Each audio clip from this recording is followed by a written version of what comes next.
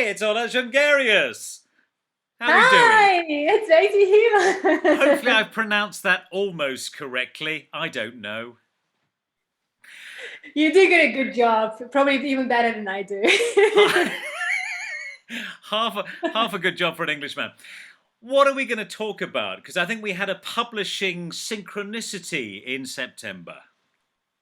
Yeah, it was like perfect. The stars were aligned. So we both published a glossary. Yours was double mine. It had more than 100 words. Mine had a paltry 50. What was the topic, the overall topic of your glossary? The glossary of series was about diversity, inclusion, belonging, equity. Yeah, so there was a lot of words there. You did a very thorough job of expanding that. It's an educational piece. So, what was your motivation? What was your purpose for putting that opus, that piece of work together? Maybe because I don't have anything else to do at nights. I don't know. There were lots of sleepless nights. But to be serious, the reason why I did that is that I saw a lot of lack of knowledge in a community, my community, and anybody who's not part of diversity inclusion field, that people didn't know what those terms mean and they felt like they were excluded from the conversation. So the main goal for me was to create a bit of awareness and get people to be included in the space, because if you don't know what it means, sometimes you feel not safe enough to even have this conversation. So if you don't know the difference between marginalized groups and polarized and cisgender, what is inclusive language. Sometimes you might want to just avoid this topic altogether and just be ashamed that you don't know that. And I think that's what diversity should not be about. It's all about having a conversation. So basically, long story short, the whole about 150 words plus or minus about empowering people to use the language, to use those words and be able to be part of the conversation when it comes to diversity inclusion. I love it. Yeah, so getting people beyond shame, embarrassment, and avoidance to get to the table and to have that dialogue. Absolutely, absolutely, absolutely. So, who is the audience for this? Who would you like to be reading this and using these definitions?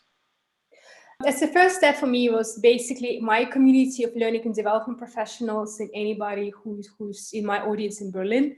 But it kind of went viral. I had more than 300 people emailing me, messaging me, adding me on LinkedIn, who are both in companies or HR or L&D professionals or just company founders, or not related to people development at all, or just diversity inclusion professionals who work in the field, who wanted to use as a tool, as a bit of as a diversity inclusion Bible, as some people said, that just to have as a reference.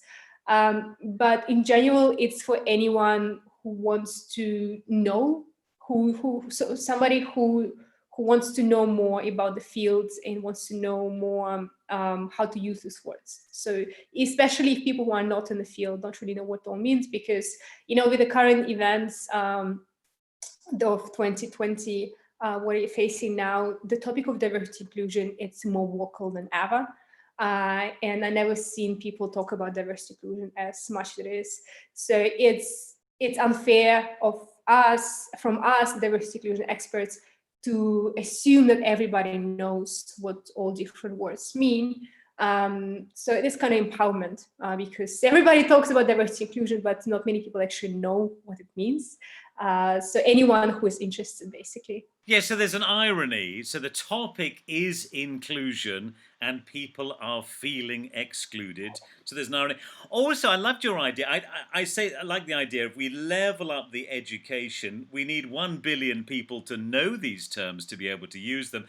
But also, there's a slight competitive idea.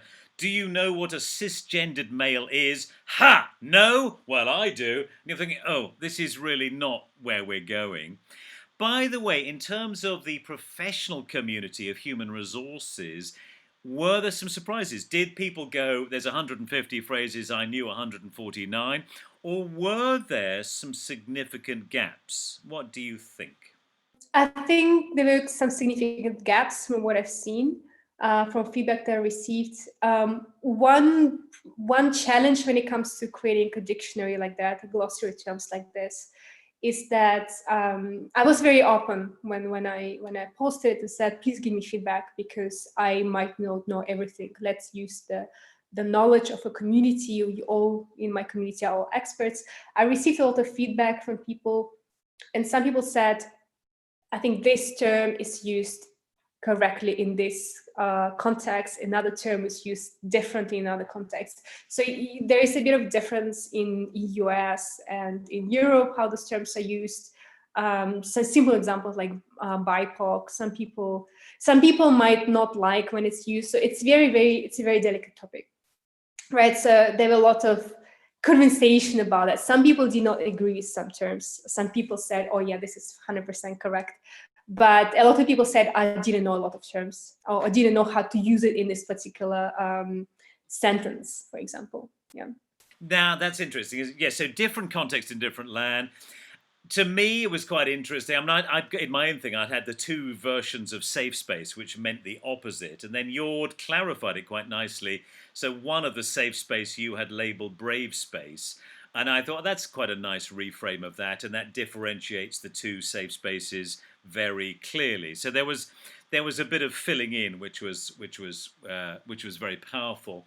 So let's look at that. So general people read it, educate themselves and get included. HR feel included. Diversity and inclusion sort of fill in the gaps and get to that level. So what happens next? This is theoretical. This is your dream. Where, if you've got, say, an extra 1,000 people who are up to speed on this, what do you want them to be doing with this knowledge?